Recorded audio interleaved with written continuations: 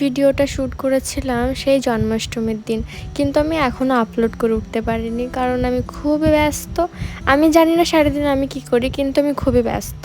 আর তার সাথে কিছুটা অলসতাও আছে। আমি এডিট করতে বসতে চাই না বা বসতে পারি না। সারাদিন পরে ওয়ার্ক প্লেস থেকে বাড়ি আসার পরে ইচ্ছাও করে না আর কিছু করতে। যাই হোক, এটা ছিল কৃষ্ণ জন্মাষ্টমীর একটা ছোট্ট মিনি ভ্লগ।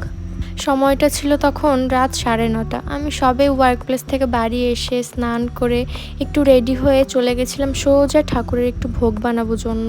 ভেবেছিলাম নতুন ঘরে সবে 2 দিন হলো শিফট হয়েছি, একটু ঠাকুরকে ভোগ নিবেদন করব।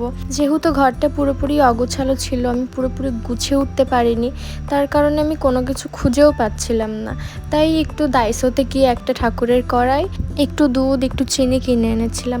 অবশ্য চিনি দুধ সব কিছুই সবসময় আমার ঘরে থাকে, কিন্তু যেটা আমরা খাই সেটা তো আর ঠাকুরের জন্য ইউজ করতে পারি না, তাই ঠাকুরের জন্য আলাদা করে কিনে এনেছিলাম।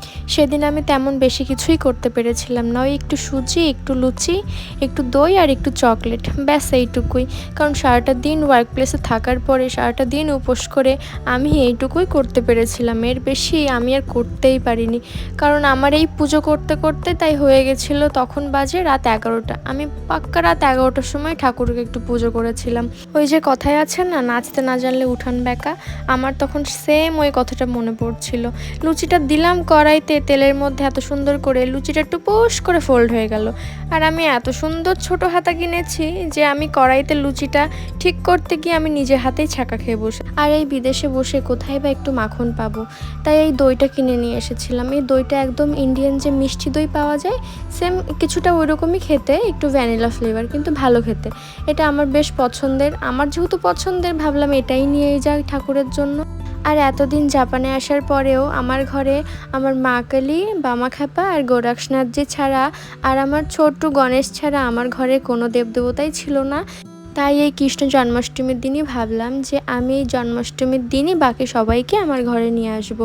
আর যেহেতু আমি কিছুদিন আগে ইজিপ্টে ঘুরতে গেছিলাম, তখন আমার একটু ভিসা টিকিটের প্রবলেম হচ্ছিল। তখন আমি বজরংবলীকে বলেছিলাম, বাবা আমাকে এইবারের মতো আমার এইটা ক্লিয়ার করে দে, আমি তোকে 3 মাসের মধ্যে আমার ঘরে নিয়ে আসব। আমার পুরনো ঘরে সে হয়তো আসবে না, এর জন্য তাকে আমি সেই ঘরে আনতেও পারিনি, যেহেতু আমি জুনেই ঘুরতে গেছিলাম। তো সে আমাকে নতুন ঘরে আসেও নতুন ঘরে থাকবে বা আমাকেও নতুন ঘরে রাখবার জন্য সে আমাকে তুড়ি মেরে ঘর চেঞ্জ করিয়ে দিল। সবে 2 দিন হয়েছে আমি আমার নতুন ঘরে শিফট করেছি, আর 2 দিন পরেই জন্মাষ্টমী। ভাবলাম সেই দিনই আমি সবাইকে ঘরে নিয়ে আসব।